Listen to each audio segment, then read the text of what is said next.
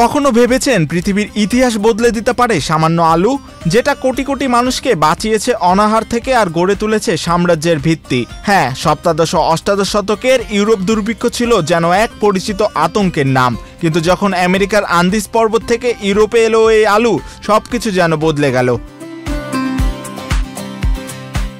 একসময় ফ্রান্সের রাজা সরস লুই আর রানী মেরি ওতনয়ে চুলে ও কোটে গুজে রাখতেন আলুর ফুল। শুধু সৌন্দর্যের জন্য নয়, এ ছিল এক সামাজিক প্রচারণা যেন মানুষ এই আলুর চাষের দিকে ঝুঁকতে পারে। আর সপ্তাদশ ও অষ্টাদশ শতকে ইউরোপে যখন দুর্ভিক্ষ চলছিল, তখন আলুর কারণে ইউরোপের খাদ্য সরবরাহ প্রায় দ্বিগুণ হয়ে যায়। এরপর আয়ারল্যান্ড থেকে রাশিয়া পর্যন্ত দুর্ভিক্ষ প্রায় অদৃশ্য হয়ে গেল। বর্তমান বিশ্বে গম, ভুট্টা, চাল এবং আখের পর আলু বিশ্বের পঞ্চম গুরুত্বপূর্ণ ফসল। কিন্তু অষ্টাদশ শতকে এই আলুই ছিল সবার কাছে নতুন এবং আশ্চর্যজনক জিনিস। কেউ একে ভয় পেত, আবার কেউ অবাক হতো। রাজা সরস লুইয়ের কোটের বোতামের সেই আলুর ফুলটি, যা পেরু থেকে আটলান্টিক পাড়ি দিয়ে এসেছিল, ছিল কলম্বিয়ান এক্সচেঞ্জেরই একটি প্রতীক এবং অন্যতম গুরুত্বপূর্ণ অংশ। শস্য দানার তুলনায় কন্দ বা মাটির নিচে সবজি হিসেবে আলু অনেক বেশি উৎপাদনশীল। আলু যেহেতু মাটির নিচে বাড়ে, তাই এর আকার গাছের উপর নির্ভর করে না। অনেক গবেষক বিশ্বাস করেন যে উত্তর ইউরোপে আলুর আগমনের ফলেই সেখানকার দুর্ভিক্ষ শেষ হয়ে গিয়েছিল।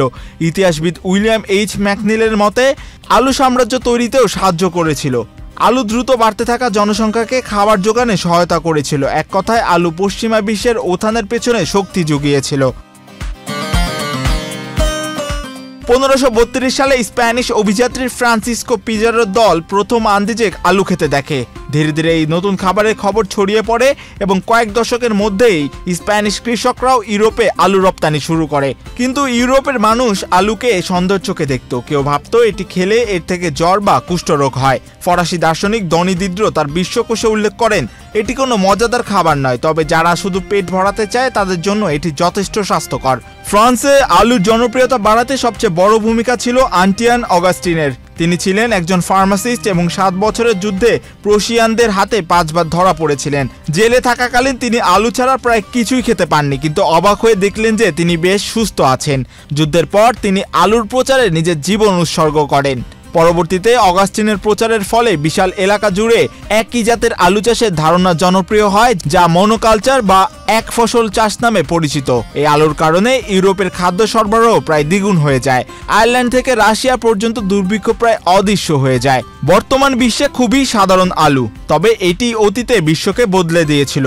এটি কোটি কোটি মানুষকে অনাহার থেকে বাঁচিয়েছে, সাম্রাজ্য করতে সাহায্য করেছে এবং আধুনিক কৃষির জন্ম দিয়েছে। এম মাহিউজ্জামান, বাংলাদেশ প্রতিদিন।